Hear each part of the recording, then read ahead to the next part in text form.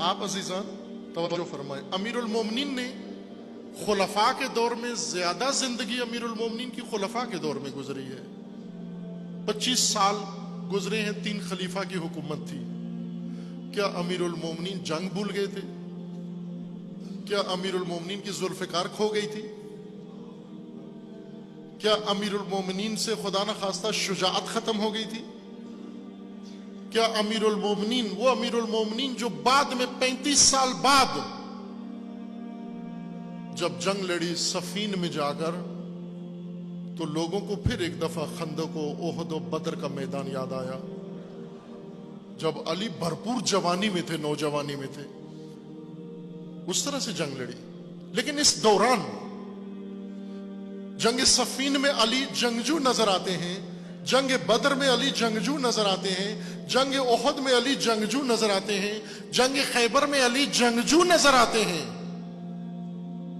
لیکن 25 سال خلفاء کے دور میں ایسے لگتا ہے کہ اس ہستی کو جنگ آتی ہی نہیں ہے، ایسے لگتا ہے کہ سیاست بھی نہیں آتی۔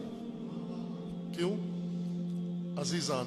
یہ اس لیے نہیں تھا کہ علی جنگ نہیں جانتے تھے، یہ اس لیے نہیں تھا کہ علی اپنا حق نہیں سمجھتے تھے، علی اپنا حق بھی سمجھتے تھے، علی جنگ بھی جانتے تھے، لیکن علی کو معلوم تھا میری جنگ کا میدان یہ نہیں ہے،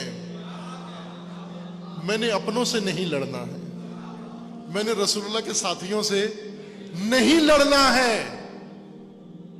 ان میں کوئی ٹکر کا نہیں تھا امیر المومنین کی ٹکر کا۔ اگر امیر المومنین تلوار اٹھا لیتے کوئی روک سکتا تھا، اور انہوں نے جنگ دیکھی ہوئی بھی تھی امیر المومنین کی۔ بلکہ جب امیر المومنین کو آ کر لے کر گئے، اس وقت بھی امیر المومنین نے اسلحہ نہیں اٹھایا، بلکہ زہرا کے دعا کے لیے اٹھے، ہاتھ بھی نیچے کروا دیے۔ کیوں؟ کہ یہ نہیں ہے میدان ہمارا۔ علی کو مانتے ہو نا آپ؟ علی کو مانتے ہو نا آپ؟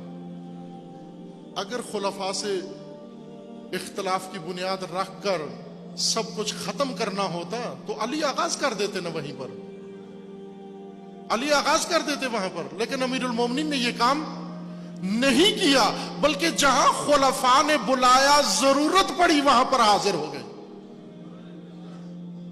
کس کو بچانے کے لیے؟ نہ اس شخصیت کو جو خلافت کے تخت پہ بیٹھا ہوا ہے، بلکہ میراث محمد کو بچانے کے لیے، اللہ کے دین کو بچانے کے لیے، قرآن کو بچانے کے لیے، امت کو بچانے کے لیے۔ یہ گمراہی ہے کہ مسلمانوں میں مسلکی دشمنی شروع کی جائے، شیعہ سنی کا دشمن، سنی شیعہ کا دشمن۔ یہ غلط ہے، یہ نہیں ہے، یہ شیعہ کی دشمنی بنتی ہی نہیں ہے، یہ نہیں بنتی۔ کیوں نہیں بنتی؟ اس لیے کہ علی اس دشمنی کو پسند نہیں کرتے، اور شیعہ علی کا پیروکار ہے۔ عزیزان، اگر خلفاء سے الجھنا ہوتا تو علی خود موجود تھے نا تینوں خلیفوں کے ساتھ، بلکہ تیسرے خلیفہ کے زیادہ علی علیہ السلام اور خلفاء میں مختلف قسم کا ماحول رہا ہے۔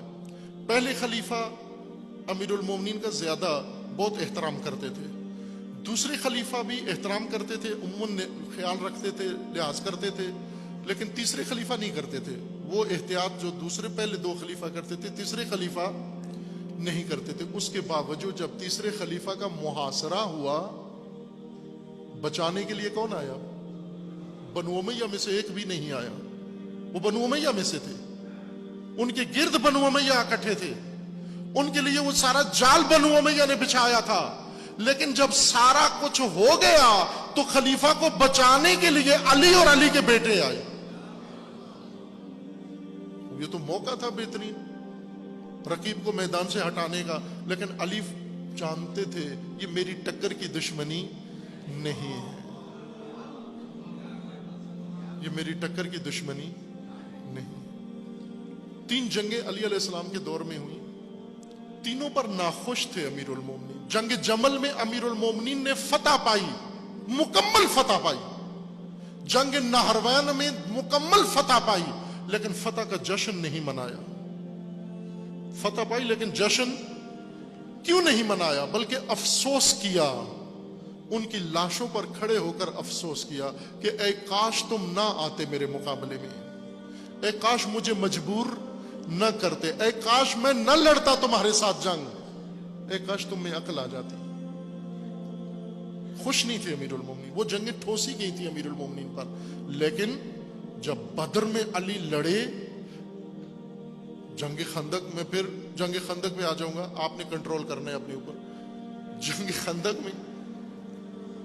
خندق میں جب امیر المومنین گئے، ایک نرالی شان سے گئے، رسول اللہ نے خود تیار کیا۔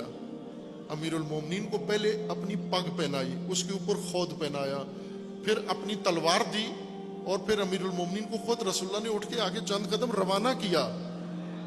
اور امیر المومنین اس دن جنگ میں جس طرح سے جا رہے تھے، جھوم جھوم کے جا رہے تھے، ایسے نہیں پہلے جاتے تھے، پہلے اس طرح سے جھوم جھوم کے ہوتے نا، جب جاتا ہے آدمی دکھانے کے لیے جھوم جھوم کے جانا کہ میں آ رہا ہوں۔ خوب جب امیر المومنین گئے تو پیچھے سے ایک شخص نے کہا کہ غرور لگتا ہے، علی کی چال میں غرور لگتا ہے۔ رسول اللہ سے عرض کیا کہ علی کی چال میں غرور لگتا ہے، اور غرور کا نتیجہ اچھا نہیں ہوتا۔ رسول اللہ نے فرمایا کہ یہ غرور نہیں ہے، یہ غرور نہیں ہے، یہ ایمان کی مستی ہے، یہ شوق شہادت ہے، یہ عشق ہے خدا کا، یہ غرور نہیں ہے۔ جھوم جھوم کے گئے۔